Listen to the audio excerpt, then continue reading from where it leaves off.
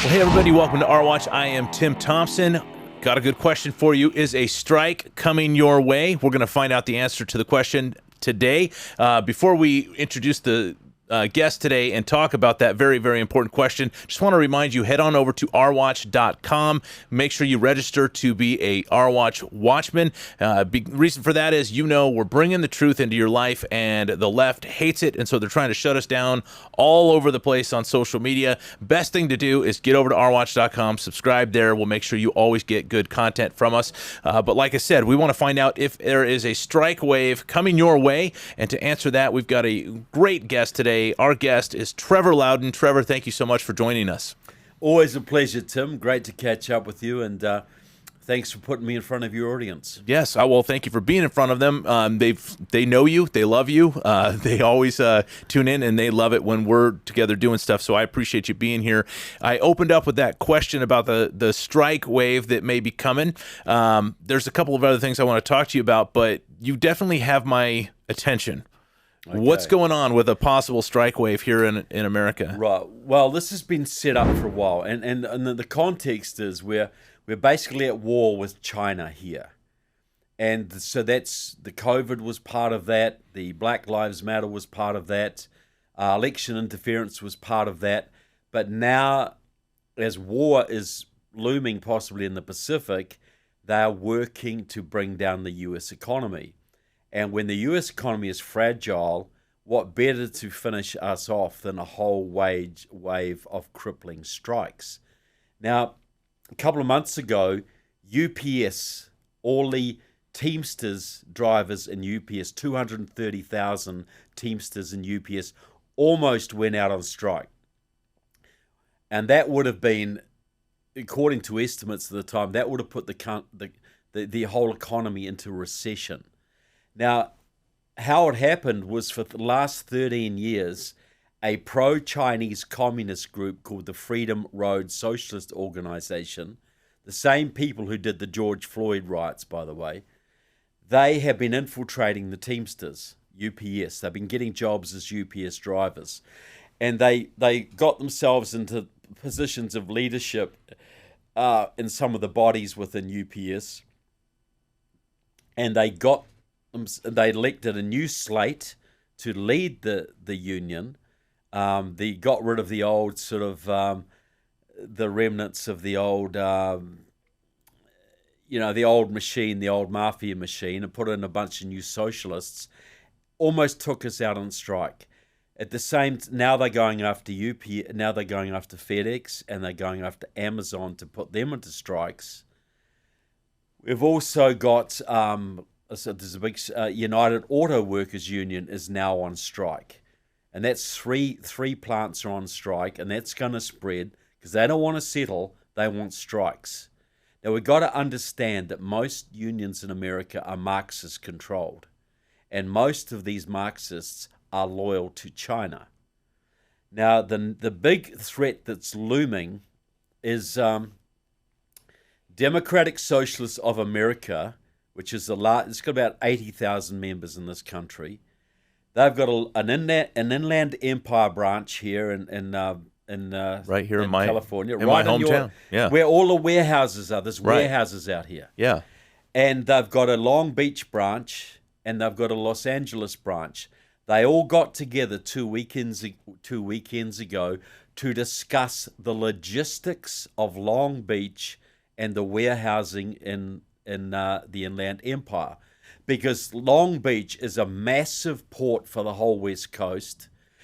It's a huge part of the internal supply chain. Stuff comes in through Long Beach, they put it out in the Inland Empire in warehouses, then they ship it all over the country.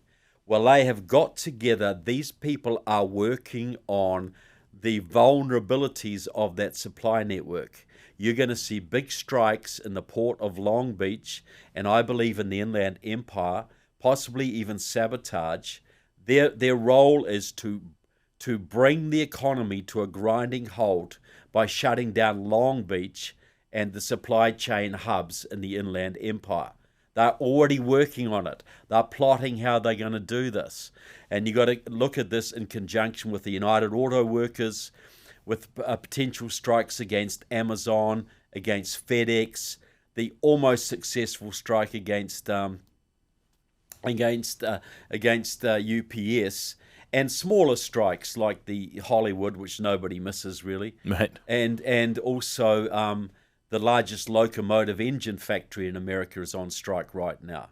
So what we're seeing is communist-controlled unions using the vulnerability of the economy and the weakness of the current supply chain to cause massive disruption to the economy to the point of causing a depression, which will play perfectly into the hands of communist China. You know, I think about the last few years and the whole thing that we saw with COVID. Of course, this got people shuttered into their homes. They were stuck in homes and weren't allowed to go out and buy stuff. And it almost seems like we've been set up for failure in that, where people have become, especially over the last few years, very accustomed to shopping online, having things distributed to their home. They just open the door, there's the package, very easy to get stuff sent to your home. And many people have come to depend upon that. Yeah. Look, the way an economist I read estimated, had UPS gone on strike, a 1 week strike would have cost the economy at least $7 billion. 1 week. You imagine 10, 15 weeks. You imagine if the United Auto Workers keeps out on strike, that's disrupting the supply chain. Trucks, where do they come from? Delivery vehicles, where do they come from? So yes, we have been pushed into this vulnerability. We've been pushed into reliance on these systems, and now these systems are being targeted to be taken down by our enemies. We got to understand there's been a massive effort over the last 10 years to unite American unions with Chinese unions. The California Teachers Association has a partnership with the Shanghai Teachers Organization. So, and these unions are now run by Marxists. They hate capitalism. They hate the American system. They sense its vulnerability. China's getting ready for a war in the Pacific. Isn't this the time to destroy the U.S. economy? Isn't this what you would do if you were Xi Jinping? Right. Well, I'm going to ask a naive question, but you know about this. I'm assuming other people know about this. Why is it that our government doesn't know about this, and how come they're not doing something to prevent it? Well, they are doing something about it. They are actively abetting it. Now, the current Secretary of Labor is a woman called Julie Su. She's the acting Secretary of Labor because she's so extreme that Biden couldn't get her through the U.S. Senate, so he's leaving her illegally as acting secretary, but doing the job of Secretary of Labor. She was running the COVID funds here in California, and there was a lot of scandal about that. So what do when a California politician gets in a scandal? You make them a federal politician. That's what you do. So she's acting Secretary of Labor. Back in the 90s, she was active very close to the League of Revolutionary Struggle at Stanford University. This is a pro-Chinese communist organization. She was then mentored by two former members of the Communist Workers' Party, which is a militant pro-Chinese communist party. Stuart Kuo from Los Angeles, Kent Wong from UCLA Labor, the Labor School at UCLA. These guys, through their Asian Pacific American Labor Alliance, through their groups Asian Americans for Justice, and the Committee of 100, which is Communist China's main lobby group in the country, they lobbied to get Julie Su put in as Secretary of Labor. She's there because of these pro-Chinese groups. She's a pro-Chinese Maoist, and we've got pro-Chinese unions about to plunge the economy into chaos, and the Secretary of Labor is on their side. She will be pushing this. She will be doing everything she can to make their strike successful. So they are doing something about it, but their goal is, Look, Biden works for Communist China. This is what we got to understand. Right. Since at least 2001, it wasn't Hunter Biden that corrupted Joe Biden. It was Joe Biden that corrupted Hunter Biden. Joe has been working with the Chinese since at least 2001. He does what they tell him. The Chinese want to bring down the US economy. Joe Biden has appointed a woman who's going to help that happen. Another naive question. I mean, this is when you hear things like this, especially if you're the type of person I am, you want to do something about it. What can people do? Well, I think awareness. Well, I'm going to be putting a short video out about this. I've got one that's about Julie Sue and what she's doing. I've got a series of some information about this. I would be going to your local congressman in California and saying, are you aware of this situation? Are you aware that the unions are getting ready to strike in Long Beach and on the Inland Empire to deliberately destroy the supply chains in America when things are critical? Are you aware they are working with the United Auto Workers Union? The same people who almost took down UPS, who are now working on FedEx. Educate yourself. Talk to your congressman. I'm going to be having a few videos out about this on my. I've got my own podcast now called the Trevor Loudon Report. You can go there to find that information, circulate that information. Where can people find that? The Trevor Loudon Report is on Live from America TV, LFA TV. Okay, and if you're in a union yourself, if you're in the Teamsters, if you're in UAW, if you're in the Longshore Workers Union at the port, if you're in you would probably be the Teamsters out in Inland Empire as well. Right. Start asking questions. Start pushing back. Start finding out who your union leaders are loyal to. And when they start talking about strikes and bringing down critical infrastructure, understand this is not to get you more money. This is to wreck your economy and destroy your children's future. Push back. Yeah. It's got to be done. So for people who aren't involved in that, it sounds like your advice, call the congressman, make sure the congressman's aware, see what they're doing about it. What about preparation? Is there anything that people can or should do to be prepared for something like this? Well, that's an obvious question that I missed. Yes, of course. There's people have been prepping in this country for a lot of years for bad things to happen. And the bad things don't quite happen, but they're about to. We've come to the end of the supply chain.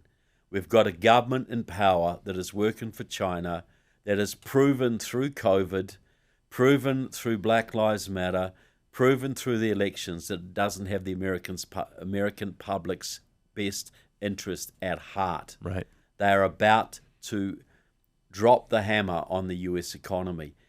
Get your mortgage paid off. Get yourself out of debt. Stock up on foodstuffs. Get yourself as self-reliant as you possibly can for the next couple of years. I think the next couple of years are going to be pretty darn problematic in this country. And try and get your family and friends in the same position. A lot of your family are just going to laugh at you and say, what are you talking about? But the ones who are willing to listen, tell them that what we've seen, the UAW strike hasn't started to bite yet. If that goes on for another 3 or 4 weeks and other plants start to join, and then you get sympathy strikes, which will not be stopped by Julie Sue, you're going to see a cascading effect. And we're already seen through the COVID how stretched the supply chains are. Running out of toilet paper, running out of this, running out of flour, whatever. Well, I don't believe we ain't seen nothing yet. So this is the time, any spare cash you've got, pay down your debt and stock up on food, stock up on water, stock up on vital medicine supplies, anything you're going to need to see yourself through over a period of, possible social turmoil. Because if the supply chains really break down, it's not just that you won't be able to eat, is that other people won't be able to eat, and they're going to want what you have. So when you stock up, be very discreet about it, and don't let untrusted people know you've got it, and have means of protecting it. Yeah, that's something we see definitely in the state of California where I live. Your ability to protect what you have they're stripping that away from you. They are doing everything they can to get guns out of the hands of law-abiding citizens, and that's one of the things I've been telling people for a lot of years. It's not unbiblical to own a gun. It is actually a very biblical thing for a man to be prepared to protect his family. He who will not protect his family is worse than an infidel. Mm-hmm. So that's your first duty, right? Is to protect your family. You look at border security. What happened to the Israelites when they didn't put a border wall around their city? There's a lesson there. Right. The Old Testament is a national security blueprint. This is how you run your cities. This is how you guard your family. It is completely Christian to want to protect your family. Right. It's your duty to protect your family, and if that takes force, well, you must be prepared to do that. Right. Nobody wants to do that, no. But you must be prepared to do that. Right. Let's say this happens next week. How quickly do you think this is going to affect the entire nation, and also the rest of the world? Because I know this won't just stop here. If this is happening in America, it's going to affect all sorts of stuff. So how quickly do you think that's going to spread? I think it's going to spread pretty quickly. See, the world is really splitting into camps right now. You've got the Ukraine war, which is splitting the world. You've got the rise of China, its alliance with Russia, and you've got the weakness of America right now. If you were an enemy of freedom, wouldn't you want to be making a move right now when you've got your friend in the White House? When you've got, at best, an extremely weak US president in the White House, and at worst, a complicit US president in the White House. So I see between now and the next election, I think that the chaos is going to accelerate and accelerate and accelerate, on all fronts, and major strikes are going to be a very, very big part of that, because they will cause major dislocation, major unemployment, and major desperation. And we are already in a situation where law enforcement is stretched to the limit, where left-wing DAs have been refusing to prosecute crime in major cities, which has created this whole criminal underclass, or massively increased this criminal underclass, and caused so this is a perfect storm. Social breakdown, strikes, unemployment, supply chain issues. You can't get medicine, you can't get food. The police won't protect you. Marauding thugs. This could get pretty darn ugly pretty darn quickly. So you say you're expecting this to ramp up on all fronts. You've already talked about the strikes. I hear you talking about law enforcement. You also mentioned the energy crisis. Yeah. Do you think that plays into this as well? Well, yeah, hugely. Well, okay. What was I think most of your viewers will know this. The very first thing that Joe Biden did when he became president was to cancel the Keystone Pipeline. Okay. Right. Yeah. Now, the reason given was that Native Americans were protesting it because it was cutting through their land in the Dakotas. Well, those protesters were organized by a woman called Judith LeBlanc, a member of the Central Committee of the Communist Party USA, which is loyal to both Putin's Russia and Xi's China. So she got that pipeline shut down.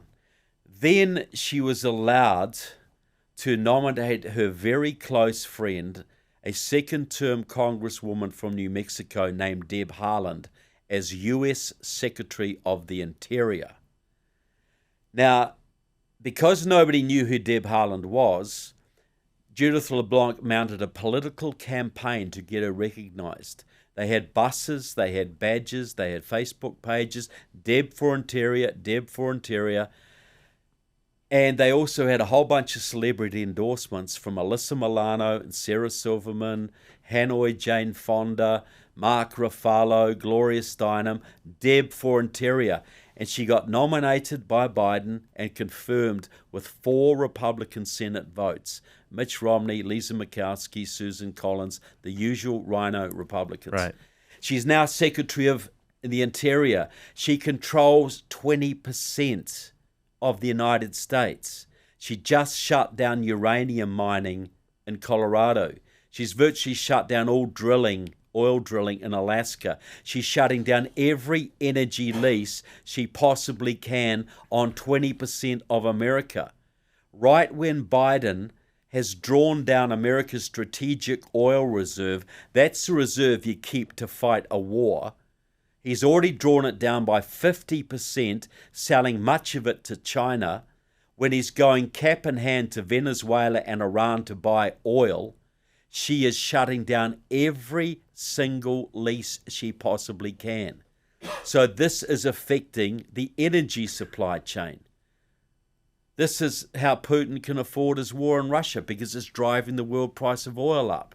This is making Xi very, very happy, because he's getting oil from Russia, where America is the energy prices are going through the roof here, which is again affecting the supply chain and economics and employment. So energy is massive. But then you got the US Secretary of Energy, Jennifer Granholm, who is also a Marxist. She is telling us that all US military vehicles are going to be electric by the year 2030. All of them. All of them. But don't worry, because she's going to negotiate with the Chinese to do a deal so that when we get in a war, they're going to give us time out on the battlefield so we can charge the batteries when the tanks run low or the armored personnel carriers run low. See, you would say this is stupidity, but what if it's sabotage? What if it's diverting the US military into a hopeless venture, wasting all its money to produce vehicles that can't fight, reduce our military effectiveness, waste our energy, destroy our ability to extract fossil fuels from the ground? And then, by the way, who makes most of the batteries for electric vehicles? The Chinese make them. Where is most of the lithium in the world? It's in Afghanistan, which Biden just gave to communist China. Right. Plus $800 billion worth of American military technology with it, plus the machinery, I am told, to make real American military IDs, some of which I'm sure are being carried by the hundreds of military-age Chinese nationals streaming across the border every week, getting ready to commit sabotage when the balloon goes up. So energy, supply chains, open borders, gutting of the military, this all adds up to one thing. This adds up to a war that we might well lose. A lot of people have been expecting that for a long time, and it seems as though we're right at the front door. Yeah. Yeah. This is something where, I know a lot of Americans have been waking up, but I don't know that there's enough of them that are waking up. What would you say to the viewers today that they're awake, but they know people that aren't? Like, how would you recommend they approach these people who are sleeping? Yeah, it's a very good question.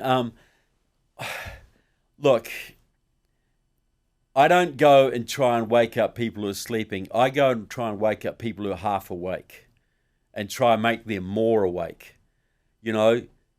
Talk to your family. Talk to anybody who will listen. If they won't listen, ignore them. Go to somebody who might. But, get podcasts like this. Send it to your cousin. Send it to your uncle. Get your son to listen. Get your daughter to listen.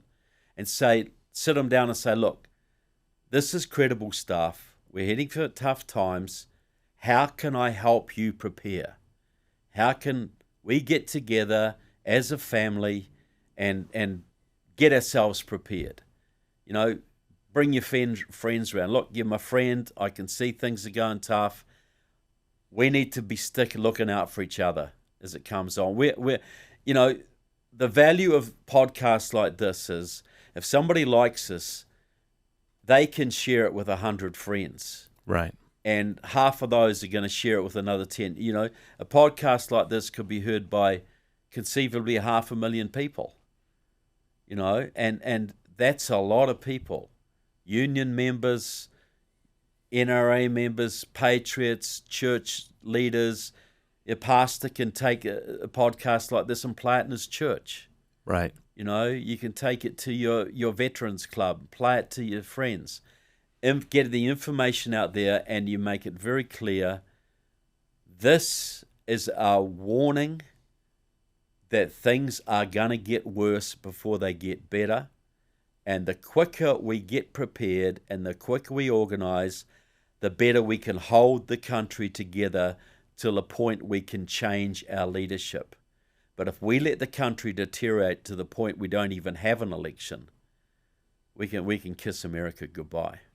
Yeah, we look at past. I mean, if people don't study, Edmund Burke said, if people don't study history, they're doomed to repeat it. And I think about what happened in the last few years, churches shuttering their doors. And it was a big frustration on my part. I from the very start, I could not believe churches were shutting down. And I know there's a lot of pastors I've talked to in the last year or so, and they regret it. They really regret that they shut their doors. They really regret that they bought into it, that they were masking people up, and they see the lie that this whole thing was. And now we're heading into what could be, is conceivably going to be way worse. And what would your message be to the churches? Because I think the churches play a vital role.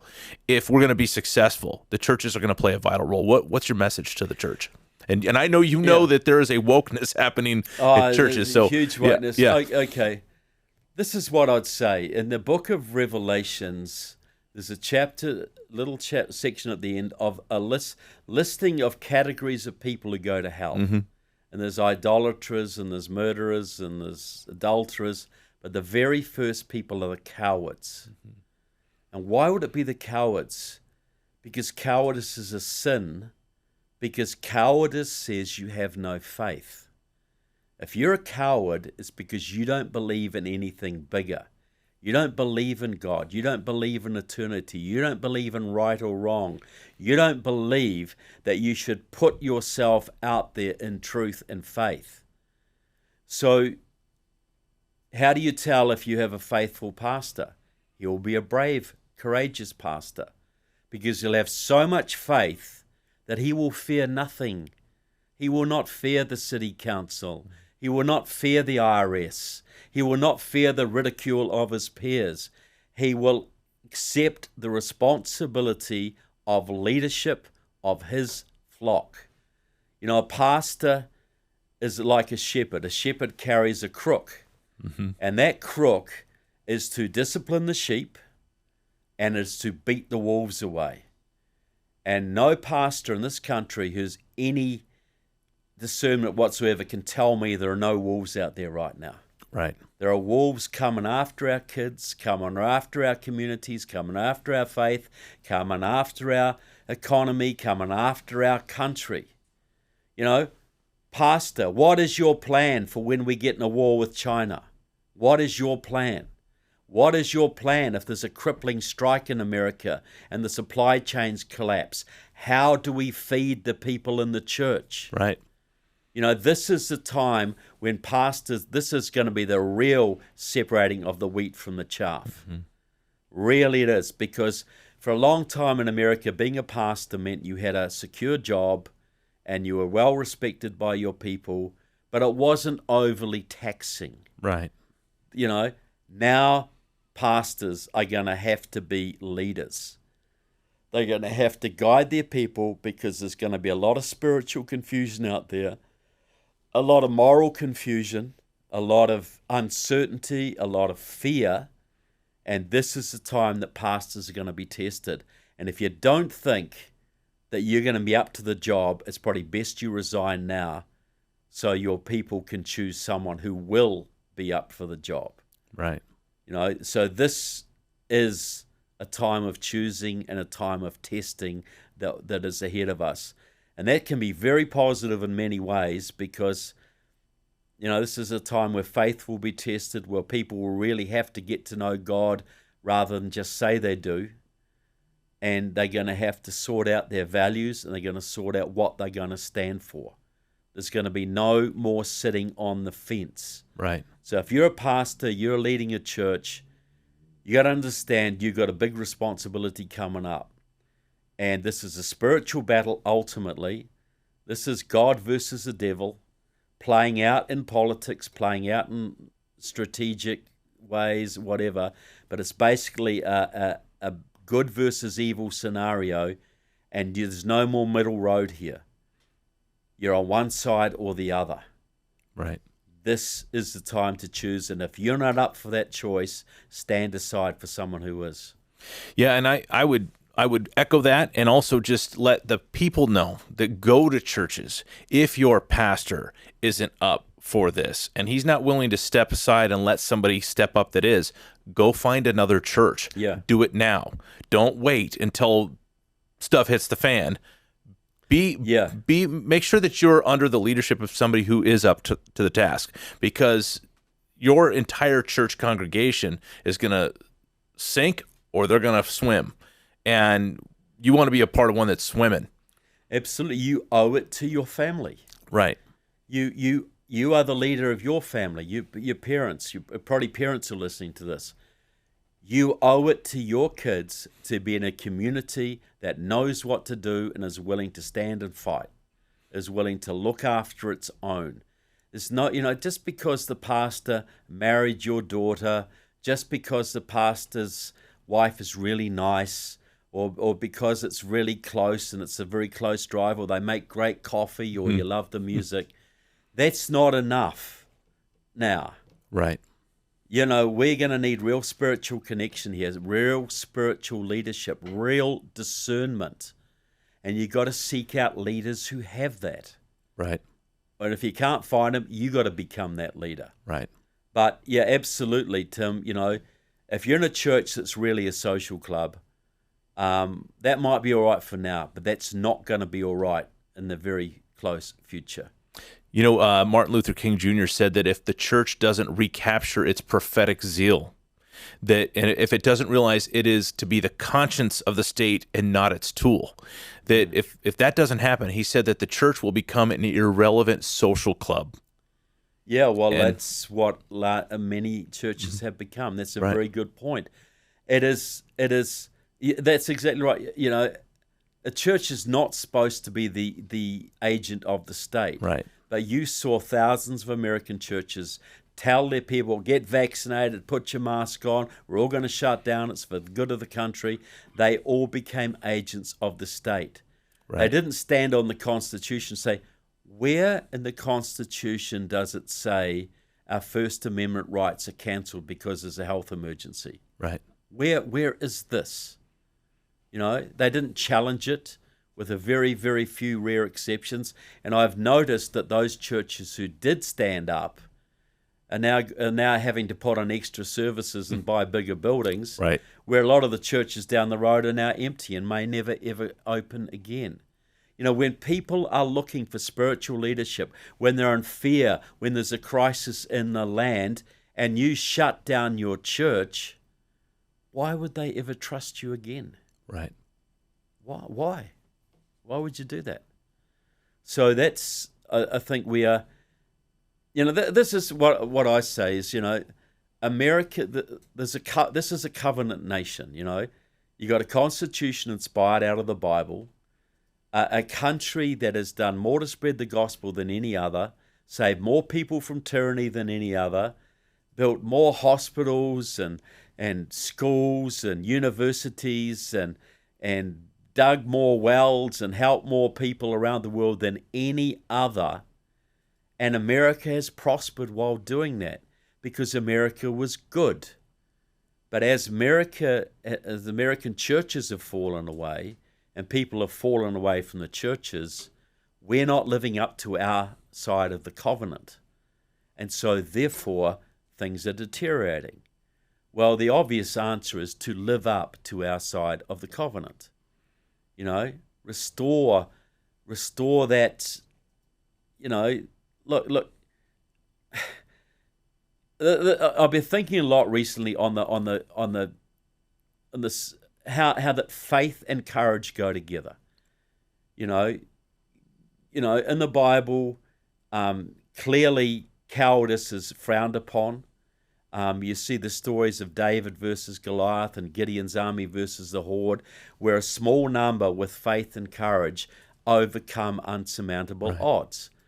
So the message there is you don't need the majority, but you need a few people of courage and discernment and leadership that they will draw from their faith.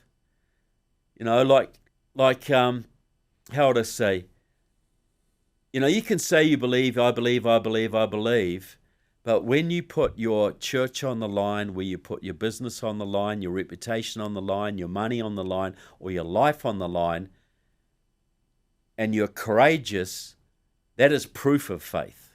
Right. That is real. That's something you can't argue with. Right. And I think God looks for that. When people stand up and tell the truth and they're courageous, that proves to God that those people love him. That proves that they believe they have their eye on something bigger than their own sorry little lives. And I think that is what we need to get us through the coming crisis. Yeah, you look at what God's word says, Matthew 24, Jesus, when his disciples asked him, when are you going to come back? What are the signs we're supposed to be looking for? One of the things that Jesus said was that it will be like it was in the days of Noah. People will be eating and drinking and marrying and giving in marriage. And the idea of that is they're just going about life like nothing's going to happen. And we see a lot of that even within the church today. People going about life like nothing's going to happen. Here you are giving this warning. We're going to send this warning out to many people. And I know that my audience, the vast majority of my audience, believes this. I think the part of my audience that doesn't believe it are the trolls that like to sit around and try to find some sound bites. But I have a very intelligent viewership. And they're very well aware of what's going on, and they hear these kind of warnings and they take heed to it. But I think there's a lot of people who you try to tell them these things, and they're just going about life like nothing's going to happen. And that's a hard thing to watch, especially when you love the people.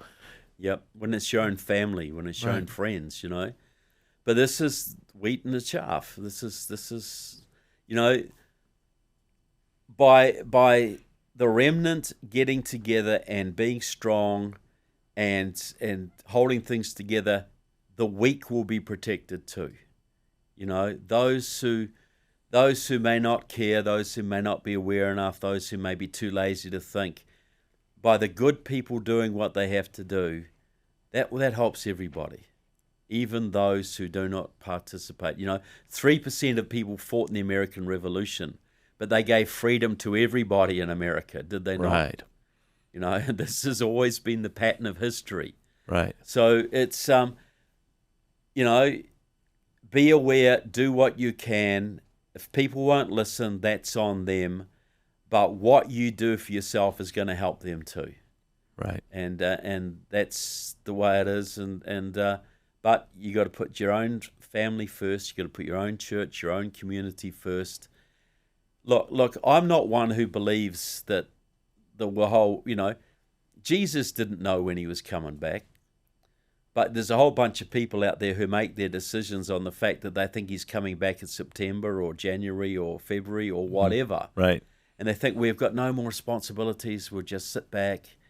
Well, if I thought that kind of argument was sincere, I'd say, well, okay, at what point are you going to stop paying your mortgage? Right. At what point are you going to stop mowing your lawn? At what point are you going to stop changing your underwear? There is no point, is there? Because we're told to occupy till he comes, and nobody knows when that's going to be. And we're supposed to restrain evil forever, Right. until evil doesn't exist anymore. We are supposed to fight evil every step of the way. So people who say, well, when I'm not going to get involved in civil government or whatever because, the rapture's coming on Tuesday or whatever, there's no point. Well, that's a very arrogant point of view because nobody knows when that is. Right. And nobody has the right to shirk their responsibilities, civic, family, church, financial, business. Nobody has a right to shirk any of those responsibilities because of their particular interpretation of the chain of events, the chain of biblical events. Right. God decides that. Man is supposed to occupy till he comes, keep up all responsibilities till the very last second, because that last second could be on Tuesday, it could be 1,000 years. No one knows. Yeah. And I say, look, if your 3-year-old daughter falls in the swimming pool, do you say, well, that's God's will, she drowns, or do you dive in and save her? What do you do? If your country is floundering, your country is in major distress, do you say, well, that's God's will and do nothing? Or do you take up your responsibilities to those who fought and died to give you your freedom and those who will come after you? Do you take up those responsibilities, or do you throw up your hands and say, well, it's all over, I'll just enjoy myself till the end? What do you think would please God more? Yeah, well, we're definitely the restraining force. You brought that up, that we are to restrain evil until there is no more evil. And I think of 2 Thessalonians 2, it says that that there's going to be this time when he who restrains, which I believe to be the work of the Holy Spirit through the church, when he who restrains is removed. I believe that's talking about a thing called the rapture. It talks about this generation that has rejected the truth. And I think we see that we're living in a generation like that where people have rejected truth and they buy into the lie. And God says that he sends strong delusion upon the people. We only have a few more minutes left. I want to get your take on something. And I believe in what's called progressive prophetic revelation, where God unveils what he's doing over the course of time. So that word for strong is a word that means supernatural strength. So it's a supernaturally strong delusion upon people. So it's not a natural thing where you could explain it in natural terms. I believe, and I'm watching right now, the transgender movement across the world, where people who are otherwise intelligent, these are well-educated people, but they're buying into this transgender ideology. And I believe the only thing that can explain that is a supernatural delusion. People are delusional to believe that there's an infinite number of genders, even though these people are very well-educated.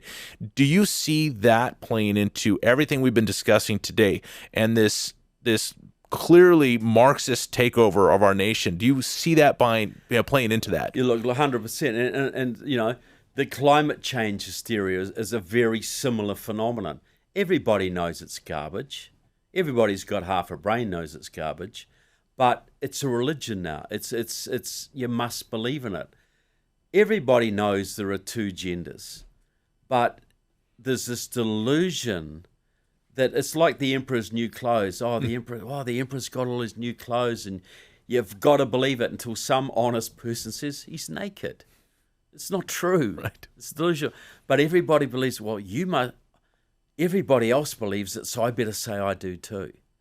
This is a mass psychosis. This is a spiritual delusion.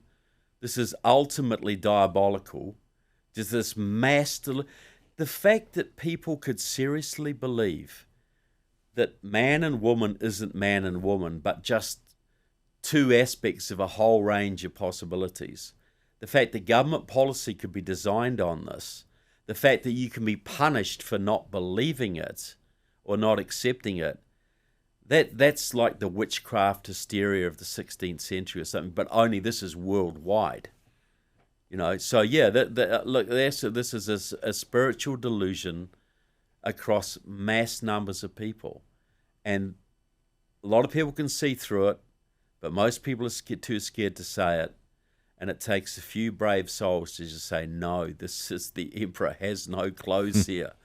and you'll get a hard time for that. But yeah, that's the kind of time we're in.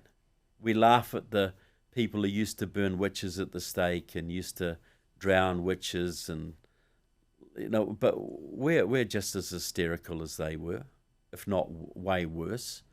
They never questioned their gender. They accepted the biological realities of the situation.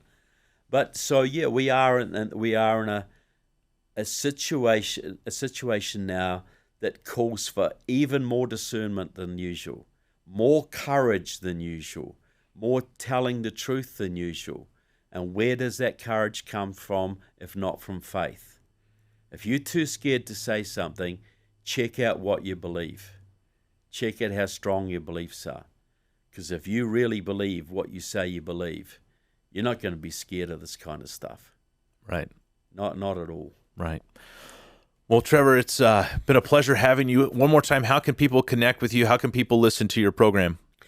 Well, it's called the Trevor Loudon Report. It's on Live from America TV, LFA TV. The Trevor Loudon Report is usually issued weekly, sometimes more often, usually on issues of national security, but sometimes we talk more philosophical things as well.